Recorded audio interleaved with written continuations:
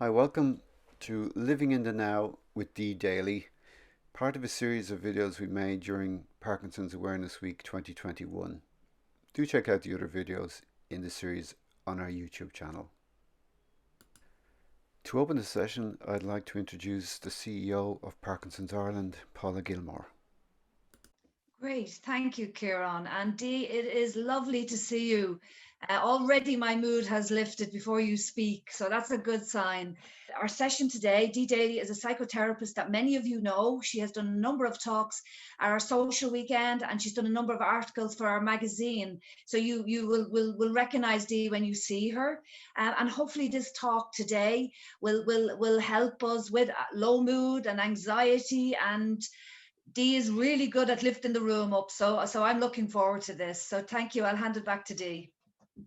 Thank you, Paula, and thanks everybody for having me here. And I suppose I want to start with, and it sounds like a bit of a negative, I want to get you all up and more lifted, but just to give you some prior information in relation to low mood in Parkinson's and anxiety. Unfortunately, it is the number one neurodegenerative disease that has the highest propensity of anxiety. So if you ever feel that, why is this, why do I have this anxiety? Why do I have this low mood? Well, it's a part of the condition. And actually, we've seen that low moods with Parkinson's is something that may have been diagnosed for an individual ever before they were actually diagnosed with Parkinson's. And the reason being is that anxiety, low mood, emotions, feelings, that part of the brain is the same part of the brain that is actually affected by Parkinson's. But the good news with all of this is that low mood, anxiety are all treatable. And in a way, they work in the body, but they are an aspect of state of mind. And once anything is like that, it means there are interventions that we can utilize that will help us, if you like, to change the mood in a way that's going to be more acceptable to us to live a fuller life. And it's going to be different for everybody. In the world of psychotherapy, there isn't one fix for everybody or anything like that, or that fits all. There's no top shop, if you like, intervention. It's about meeting you as a person. It's about getting to know what's happening for you at that level, at those levels where those so-called comorbid conditions are affecting you, the person. And then the interventions are tailor-made to suit you and suit you in your life. But the problem with low mood in Parkinson's and anxiety in Parkinson's, even though it's a very intricate feature, it's the most underdiagnosed part of Parkinson's. I don't know, are any of you aware of that? And another part of depression, it often creates sometimes the symptoms of Parkinson's as well. It exaggerates the symptoms of Parkinson's before you'd ever have any class of medication. And that then further, if you like, tightens up all the muscles in the body, the brain muscle, the different muscles that are surrounding organs, and it creates more rigidity in the body as well. So we're really effect, we think it's the Parkinson's condition that's keeping us so rigid and not allowing us to move or be flexible. But in fact, what it is the body defending itself, coming in with this low mood, tightening up all of the muscles and feeling restricted. And I think with that information, what can very much be helpful for people is to realize, okay, I can actually talk to my body. I can support my body to understand what's going on here. I can say thank you actually to the low mood because it has withdrawn me in to have a look at myself, so that I can actually engage with interventions that is going to support me to come back out and to have a different perspective and view on things. Now, recent studies in relation to Parkinson's, especially during COVID, have discovered that it has, again, exacerbated, as it has with most of the community, none of us are different because of Parkinson's or whatnot, the whole feelings of anxiety and depression. And with that, what they have found central to that depression as such is that lack of connection, that lack of being in touch with my sense of resilience and that I can control certain things in my life. And often with low mood and anxiety, it is a case that I don't feel in control of something, or I feel there's something being done onto me that I can't control. And when we look at the things that we can master and manage, and even within COVID in our lives, we can literally have a different perspective that frees us up. There are ways of being connected with people, whether it's digital, whether it's writing, whether it's like the Italians standing on balconies. We are a creative being. We can find ways to be connected. We can find ways to be useful.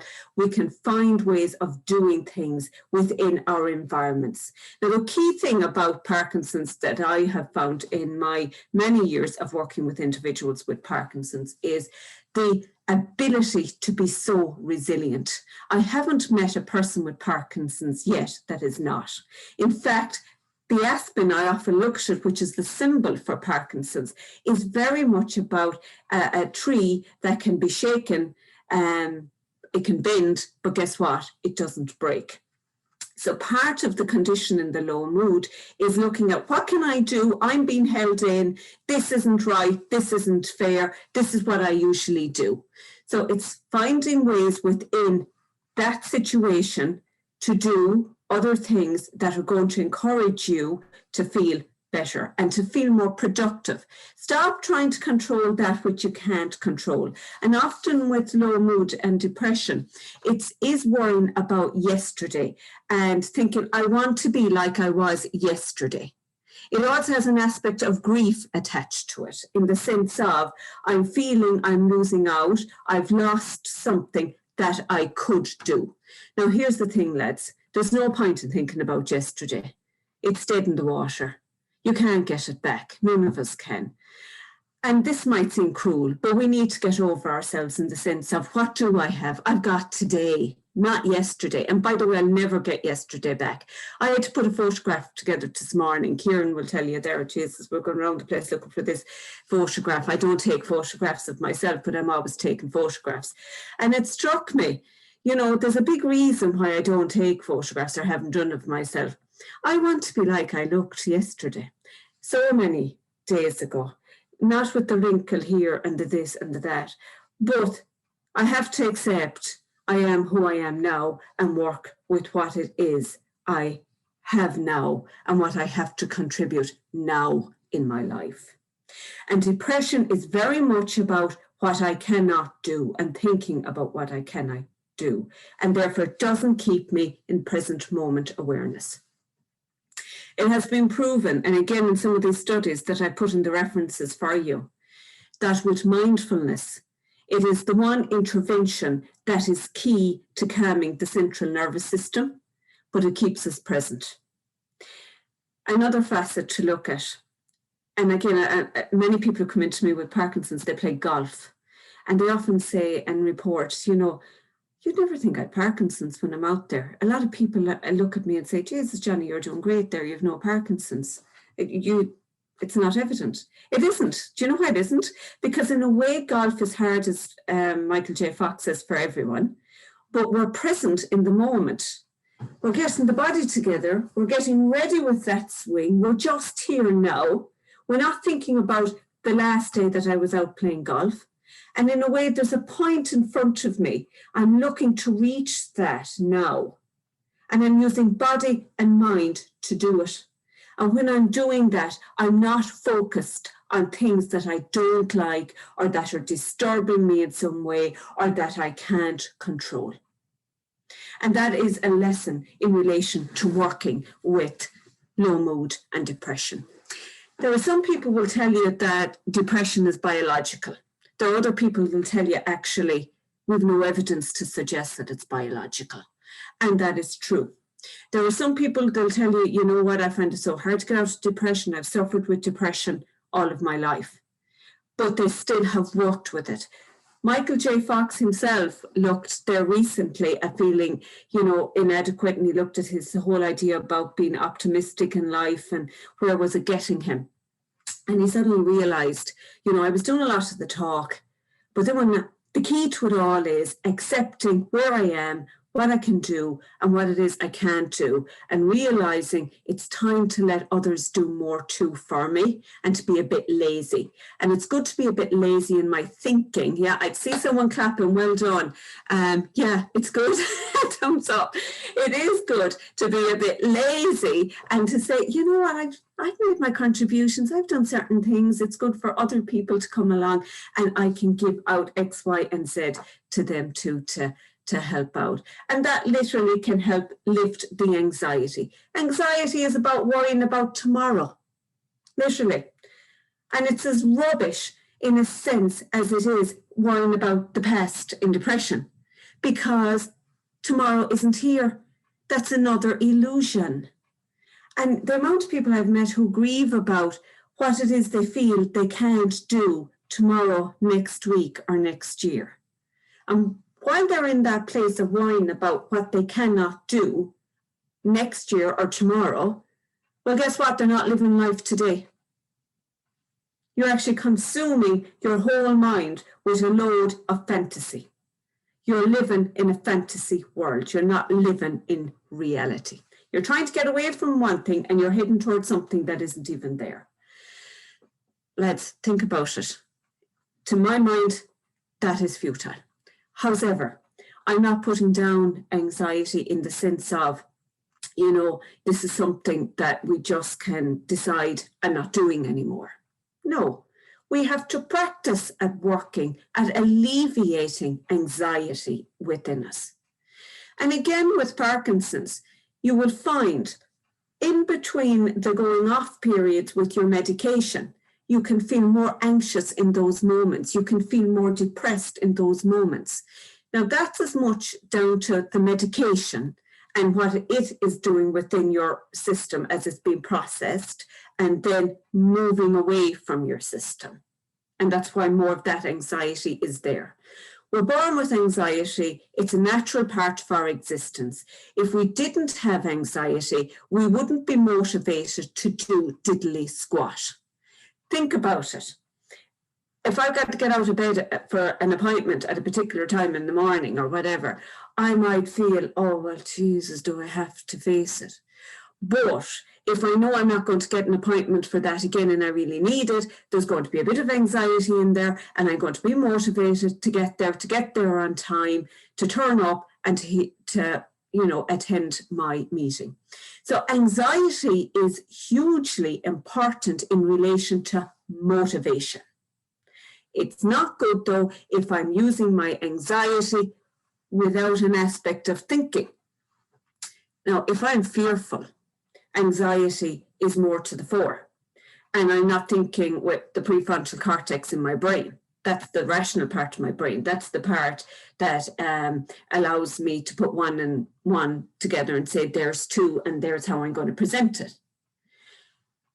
I work from the amygdala. If I'm working from the amygdala, I'm working from fear and I'm reacting. I'm reacting, and I'm not thinking about planning or organizing anything in that particular place. I'm not in control, but yet I'm trying to be in control. So what it is kind of like a tug of war. And one is pulling this way and the other is pulling that way and getting absolutely nowhere. So it's about coming back into the system, looking at what it is I'm anxious about and saying, okay, that's how I'm feeling right now. What can I do about it? What am I doing right now? And just stopping.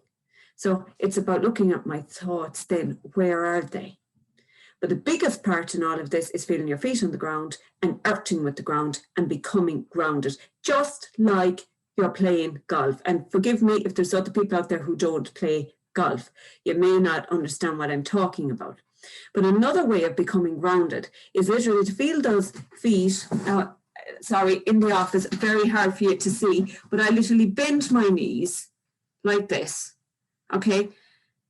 I know some of you might be saying, I hear somebody looking at me right now saying, oh, Jesus, I'm always bent over. But listen, make it work for you. Put your feet down on the ground, shoulder apart the two legs, right? And dig in. You know what that feels like? A lot of you might know what it feels like already. That actually helps to ground us. That helps to bring down the anxiety. And that's where you're now in control of the anxiety. Lads, there's nothing in life that's given to us that we can't utilize to our benefit in some particular way. So now it's about looking at my condition that has brought things with it, maybe more anxiety, more depression. How do I look at this? How do I take it on board? How do I use it? It was given to me for a reason. Problem is, you look at it as being negative. It might feel negative. And when we start looking at things negatively, that spirals. I'm going to look to the next negative thing and the next negative thing. Now, again, it's not your fault, but it's the way the human brain is conditioned. If I have a pattern of looking at things negatively, neurons fire off in the brain. When they fire, they wire. They take control. They then embed this knowledge into plasticity. And plasticity becomes my pattern, my way of doing things. Now, again, I come back to Kieran in a brief conversation with him I think it was last night. I'm catching myself, but looking at the whole idea of COVID all of the time, you know, it becomes a pattern because it's negative and I want the more drama and I want to see it. And I have to feed this plasticity in my brain because this is what my brain knows. And I'm kind of like a junkie in a sense. If I don't get it, I go into withdrawal symptoms and therefore I feel I need to get my fix. So what will I do? Forgive any of you fair city fans, I call it fair shitty, but you're really looking for the drama, okay? And that is what is embedded here in the brain. Good news is we can change it, because when we sit with something and we focus on something and we try it out to do something in a different way, it starts to fire off neurons again. If we practice this new way of looking at things, if I practice looking at my anxiety and putting an intervention in there, doing something different for myself, I build that up. And just as I had been in that pattern of looking at negativity, I can formulate a new pattern of doing something different that benefits me in a better way. That becomes embedded into plasticity in the brain. That becomes my default position, and that's what I actually start to do. So I've all these wonderful notes there, and as usual, I always put them together, lads. I don't know, I think I do it for myself in some way, to kind of feel I'm doing something worthwhile or giving you some information. But I think you all know about depression. I think you all know what it feels like. You can know what anxiety feels like, but what you really want to know now is, what can I do about it? Okay, so I did put down in one of the slides here, talk about metacognition in a minute, interventions and exercises, finding ways, as I've already said, to come into socialization. I remember running a group in Limerick one time, and we'd get together, predominantly people with Parkinson's, and we would do some mindfulness and we'd have chats on different things and we'd have some psycho information. But you know what the best part of the getting together was? The tea break. And trying to get people to come back from the tea break was a nightmare. And it struck me, that's what was important. Getting together, having the chat, having the tea. There was no, something's happening there. Something has happened to the screen. Can you all still see me? Hands up. Okay, I'll just keep talking and you can still hear me. Perfect. Okay, so it was the socialization part, that connection, being together. Because when we're together, we'll talk about things we're interested in, or we'll talk about things outside of ourselves. And that's a key factor, not dwelling on myself all of the time, because that can become an imprisoned container. There's more outside of me. And there's more outside of my condition. And by the way, I'm not my condition. I'm actually a person with many different interests and a history in my life and a this and a that and many other facets that I can take on board. And when I share that information with other people in communion as such, well, then that's invigorating and it takes my mind away from feeling anxious or isolated or on my own. Relaxation is key. just as I was doing, and literally not on here in time. We need relaxation to recharge the batteries and to calm the central nervous system. In Parkinson's, one of the key aspects of Parkinson's is when the anxiety is hitting, it's hitting into the central nervous system, and that's quite painful. Tensing up the muscles, they're in pain. Tensing the head, that's in pain, and everything becoming rigid. As I said, that's why mindfulness is very effective. 6 weeks of mindfulness, literally, it can improve the condition of Parkinson's in the sense of symptoms, but also the mind and create more clarity. And certain individuals have actually found it better for their voices as well, that they could speak and articulate more in relation to what it was they wanted to say. Psychotherapy one-to-one, not the same as counselling. Some people think counselling and psychotherapy are the same thing. They're not. Psychotherapists work with the body, okay? And if you've trained on the master's doctorate level, you're working with body and mind together. You see, we're not cut off. This isn't up here, but sometimes you might feel this is where you're living. It's in your head. And when we think certain things, we literally drive certain feelings that create actions in us. Okay? And that keeps us stuck as well. So it's about combining head and body. Even if it's hard to feel being in my body, it's coming into contact with those feelings. What is my body saying to me right now? And how can I help my body in that particular place?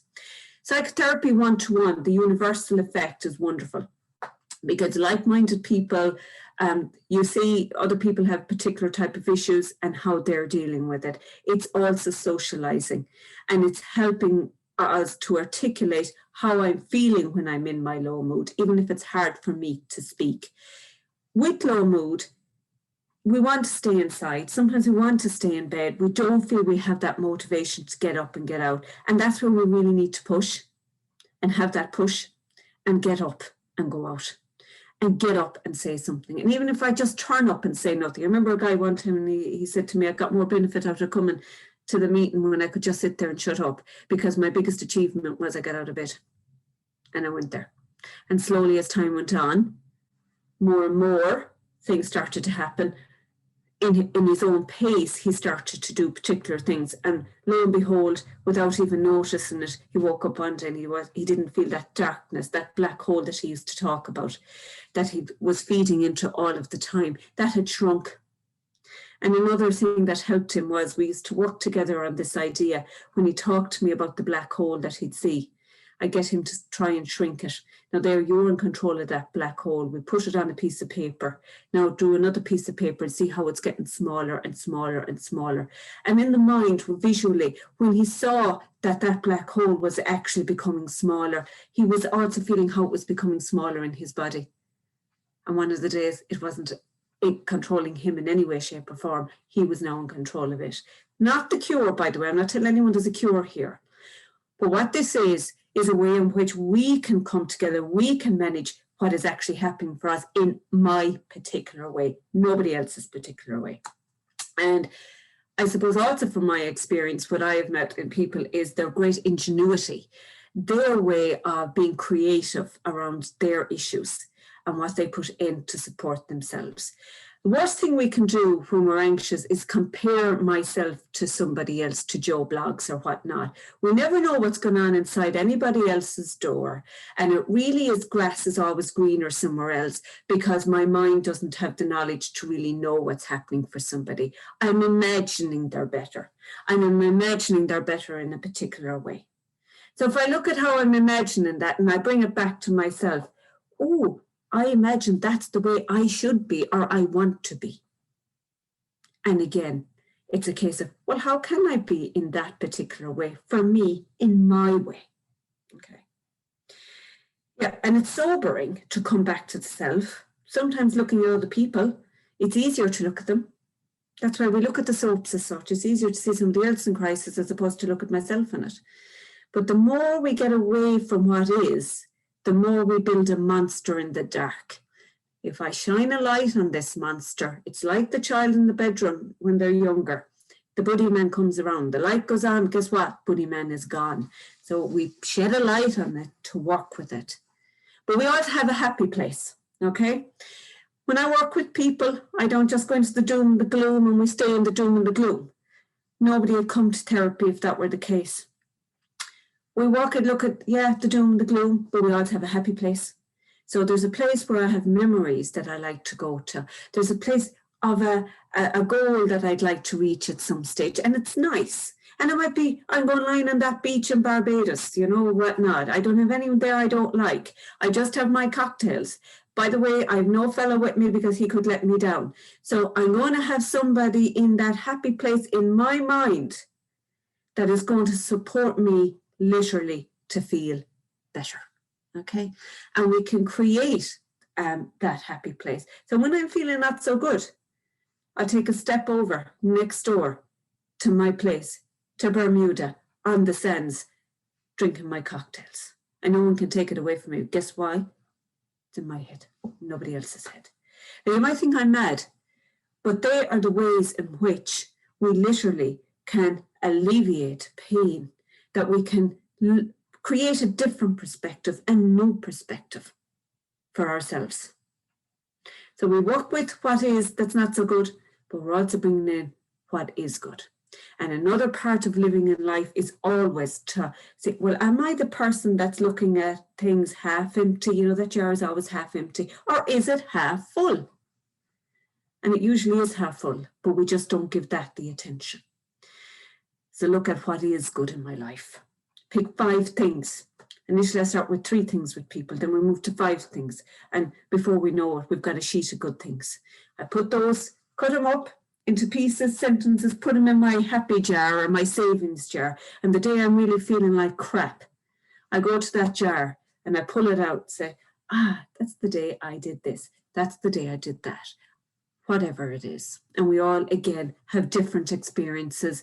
We have different memories. We've got different successes that all we need to do is pull out every so often and have a look at it to reaffirm to ourselves, I'm living, I'm in life, and actually I am in control.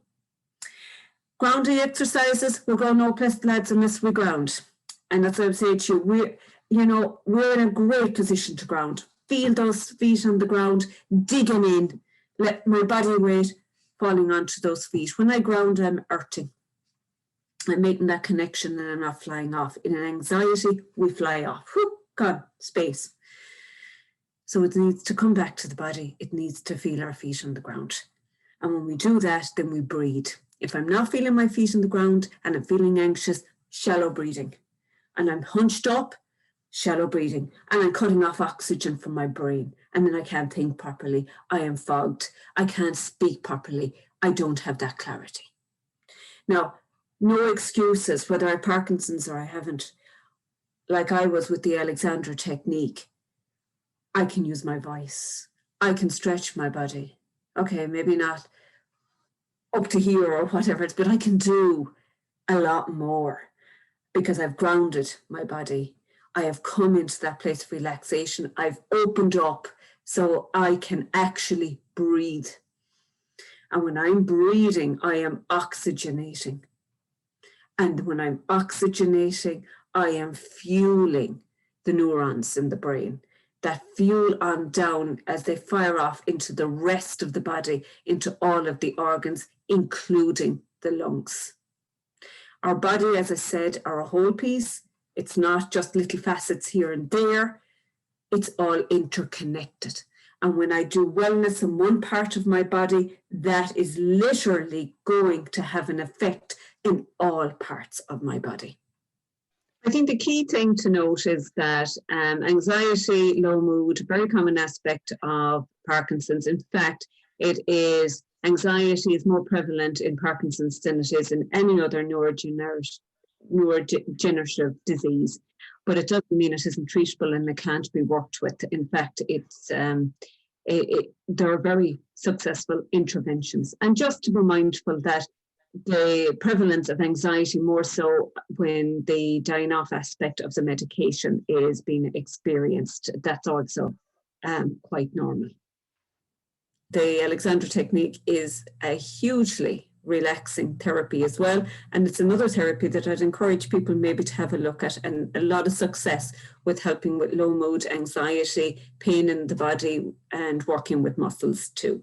Yes, Dee, thank you very much for that. I really appreciate you coming and giving us your time today. I've just been taking a few notes myself, and I've down here, stop trying to control everything. Yesterday is gone. We need to live in the now. And you know, I'm going to take that on board, and I'm going to live in the now. And also the other line I wrote down, which I really like, is I am not my condition. And I think that's really important. You may be living with with Parkinson's disease, or living with whatever condition where people are living with, but we are not that condition. That does not define us. We are who we always were. We may have to adapt a little bit better to life, make changes, but we are who we always were. And I like that. I'm gonna take that home with me. So I hope you all got something to take home with you.